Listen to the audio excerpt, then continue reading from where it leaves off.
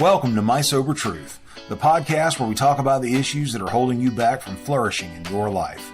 This is where we break the chains of fear and resentment while learning to live in gratitude, how to stay focused and keep your life on a positive track even in the face of adversity. I'm your host, Sean Smith Sr., so grab yourself a cup of coffee and stay tuned as we dig in deep on these tough issues and we try to help you find your sober truth.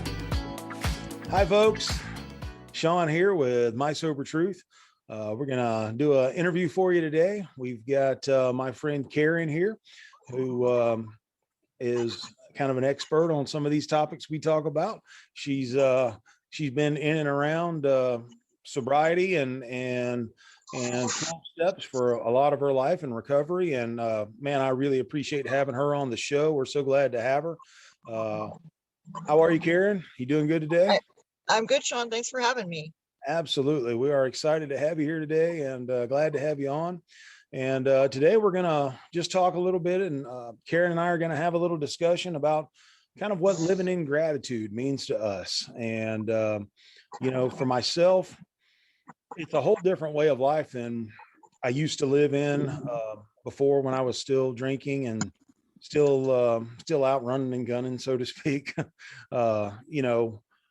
Kind of blaming everybody for everything except myself, not really wanting to take responsibility for my life. And now living in gratitude, I take a moment and stop and realize that there's a whole lot better in my life and a whole lot more going on that's good in my life than there is when I just concentrate on the bad stuff all the time. So I really do appreciate living in gratitude in this program, these 12 steps that have helped me come to realize just how much gratitude I need to have in my life for the way that my life goes. So what are your thoughts on living in gratitude? Gratitude, I don't think was even part of my vocabulary before I got here. I don't think I even knew what gratitude was. It's a constant in my life. Even driving up here today, I live in the middle of the mountains in North Carolina, and I just driving up here today and looking around, and I'm just so grateful for the beauty of up here. And my life today is just so different. Gratitude is a constant part of my life, and even just the little things. I found a quarter on the floor the other day. I had 20 cents. I needed 25, and I looked down and there was a quarter, and I was grateful. It's a constant in my life today, and it certainly wasn't before when I got here. I'm sure I had stuff to be grateful for, but I certainly wasn't aware of it. Right. And today there's just so much. Like my cup runneth over with gratitude today. That's because the steps.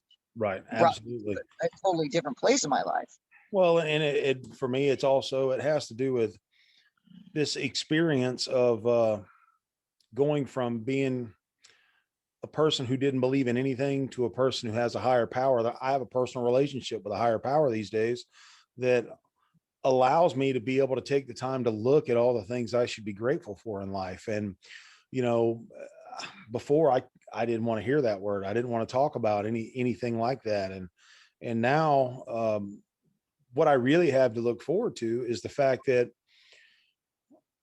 I know that there's something bigger than me out there looking out for me. Kind of like what you're talking about. You needed 20 cents and you found a quarter, Right. It's that thing that supplies me with my needs. I don't get everything that I want. One of the reasons I don't pray for stuff, but I need my needs met, and somehow my higher power just continuously helps me to get my needs met, whatever they are, whatever's going on, whether I need a friend to talk to, whether I need 20 cents, it doesn't matter what I need. I say it all the time. My higher power knows what I need better than I know what I need. So it just works out well for me that way. Go ahead. That's so funny. I've learned to just rely on that. The finding the quarter thing, I just kind of looked up and went, hey, thank you. It's like I wasn't even surprised by it. It's just I've learned that I don't even have to, I no longer have to freak out and like, what do I do? What do I do? It's like I know in my gut, like it's gonna be okay. And Right. when I got here, like what I had in my gut was this big hole with the wind blowing through it, and that feeling of quiet desperation, and that's gone, you know, and that's from having a higher power, which, Right. you know, that was quite a struggle for me to get that. Right. I certainly didn't have that when I got here. Right. And I, that I was love I love how you tough. mentioned that sense of okay, because the way I lived my life before, okay was not okay. Okay was not what I was looking for. I was constantly searching for that high, whether it was a high from a mind altering substance or whether it was a high from a roller coaster or a dangerous ride on a motorcycle or a fast car or whether it was, you know, trying to go out and find favor with people, whatever it was, you know, or whether it was winning an argument, that high that I got from winning an argument with somebody or feeling like I won, you know, whatever that high was, I was always chasing that high. And the fact that I was always chasing the high made for these super dramatic lows. When I wasn't on that high, everything seemed so horrible. So my whole life was this roller coaster of super great highs that I thought were awesome and these super lows that I thought were low. The truth was in the Sorry, end, it's okay. The truth was in the end, I'm not a truck stop. the truth was in the end, none of it was really that high and none of it was really that low. My mind just didn't know how to process it correctly. So it was all okay. It was going to be okay. I just didn't know that it was going to be okay. And now I've come to embrace the okay.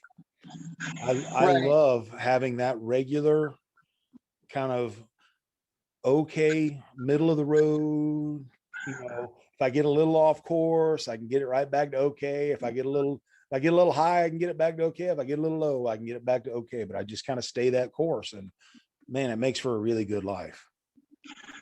Right. But I remember when I was new, and you know, for a long time, for the first couple of years, it was a bit bouncy, that okay, you know, Right. and when it finally started to be okay, I didn't quite know what to do with it. Yeah. You know, I was like, what is this? Like, what is this? You know, I remember asking my sponsor, like, it's kind of boring, you know. And Right. she's like, that's not boring, that's okay. I'm Yeah. like, oh, okay. Maybe I can do this, you know. And Yep. now when it's not okay, it's real uncomfortable, you Right. know, and I want it to be okay real fast. Yep.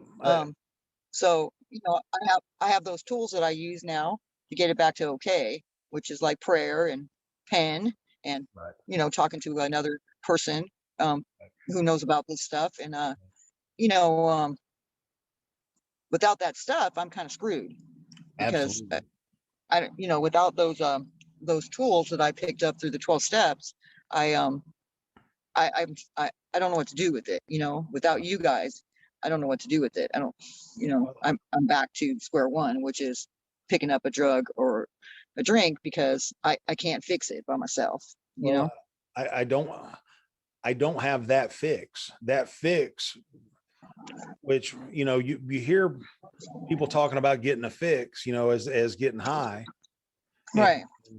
uh, really what they're really trying to do is fix that hole in their soul. Fill that You feel, hole. Yeah. you're filling it full of alcohol, you're filling it full of drugs, you're filling it full of whatever that high that you're chasing is. And, you know, you're trying to get it fixed. Well, now I don't have that available for me to fix anything, mainly because it stopped Right. fixing anything. It wasn't working anymore. So, but now I have this other tool Right. that does work, and it works in a great way. So my tolerance for pain is much lower than it used to be. When I feel my life start getting squirrely, I want it fixed. And I now I've had enough experience that I know how to fix it. I need to Right. call a sponsor. I need to call a friend in recovery. I need to write some things down. I need to pray. I need to do Right. the things that I know are going to help me fix this situation. I don't like feeling that way, you Yeah, know? yeah, me neither. So, well, I I go don't ahead. know if my head is louder now or if it's just less tolerable. I think Right, it may be both. Um, but I know that that hole in my gut, it's gone. Like right, what I was trying to fill it with all those years, never worked, and I'm pretty sure that my higher power, who I choose to call God, just for lack of a better word, Absolutely. um, it filled it up, Yep. it filled it up, and it's gone now. So basically, what I'm trying to fix now is my head, Right. and it's the only enemy I have now is my Uh, head, just and it turn gets quietly loud. on. Right, it gets loud, and it's the problem at this point. Yep. Um, but the rest, that hole's it's gone. The hole is gone. Yeah. I mean, I can tell myself all kinds of stories. I can give myself reasons to not feel okay. I can come up with them at the spur of the moment. I can come up with reasons not to be okay. And, but I don't like that feeling anymore. So when I start getting squirrely, it's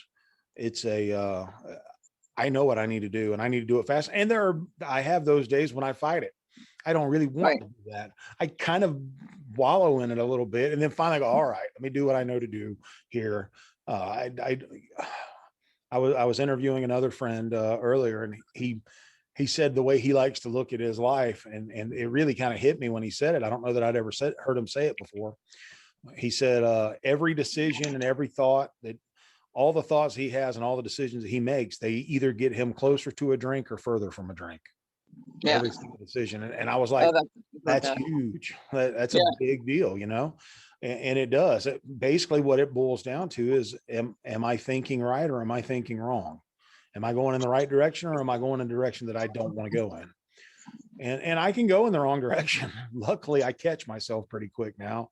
I've become familiar enough with it that I really want to catch myself, and I don't want to go down that path. I want to do the right thing. But yeah, living in gratitude it's a great way to live. If And there's there's any, go ahead. so much to be grateful for. Like, Yeah. one of the things I started doing a few years ago, as soon as I wake up, and this changed my life completely, is as soon as I wake up and open my eyes, I look around the room and I tell myself 3 to 5 things to be grateful for. Wow. That's huge. And I do that every day. Yeah. And that changed my whole perspective. Yep.